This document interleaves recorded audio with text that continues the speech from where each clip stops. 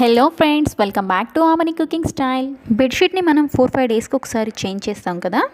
ఆ బెడ్షీట్ మళ్ళీ పిల్లలు ఎక్కి లాగి గెంతిన బెడ్షీట్ మళ్ళీ మనం చేంజ్ చేసే వరకు బయటికి రాకుండా ఎలా పర్ఫెక్ట్గా వేసుకోవాలో ఇప్పుడు చూపించేస్తాను.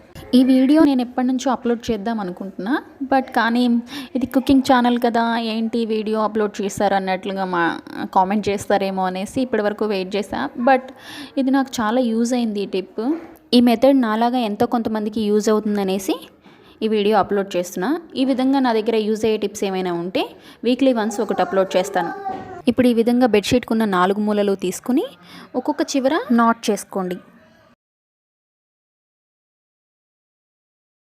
బెడ్షీటు పర్ఫెక్ట్ సైజ్ నా మ్యాట్రసెస్కి, కొంచెం కూడా ఎక్స్ట్రా ఉండదు బెడ్షీటు, కాబట్టి నేను చివరికి నాట్ చేసేస్తున్నా. కానీ కొన్ని బెడ్షీట్స్ మ్యాట్రసెస్ కంటే పెద్దగా ఉంటాయి. అప్పుడు ఏం చేయాలంటే బెడ్షీట్ని బెడ్ మీద పరుచుకుని ప్రతి మూల మ్యాట్రసెస్కి 2 ఇంచెస్ కిందకి నాట్ చేసుకోండి.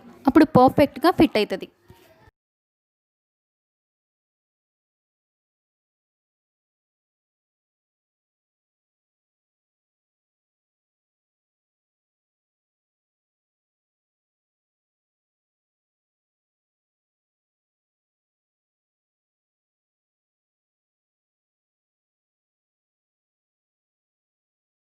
ఈ విధంగా బెడ్షీట్కి 4 చివర్లా నాట్ చేసుకోండి.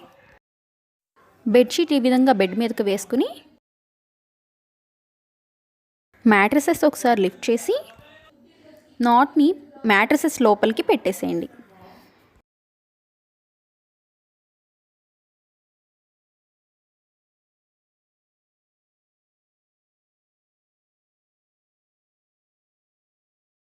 సేమ్ అదే విధంగా 4 సైడ్స్ మ్యాట్రసెస్ని లిఫ్ట్ చేసి నాట్ని లోపలికి పెట్టేసేయండి. ఫిట్టింగ్ బెడ్షీట్స్ వేస్తాం కదా, ఆ విధంగా.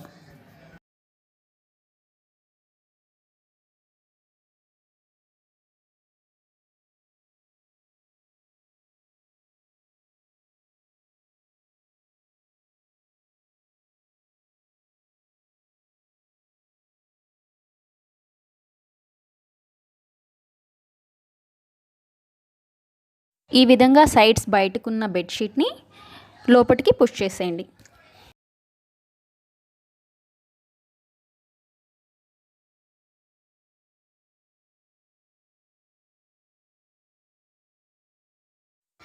ఇప్పుడు మనం బెడ్షీట్ని లాగిన, పిల్లలకి గెంతిన అస్సలు బయటకైతే రాదు. జస్ట్ చిన్న చిన్న ఫోల్డ్స్ వస్తాయి అంతే.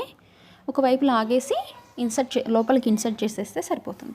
ఈ మెథడ్ మీకు యూజ్ అయినట్లయితే లైక్ చేసి తప్పకుండా మన ఛానల్ని సబ్స్క్రైబ్ చేసుకోండి. ఫ్యూచర్లో పెట్టబోయే వీడియోస్కి ముందుగా మీకు నోటిఫికేషన్ వస్తుంది. Thanks for watching.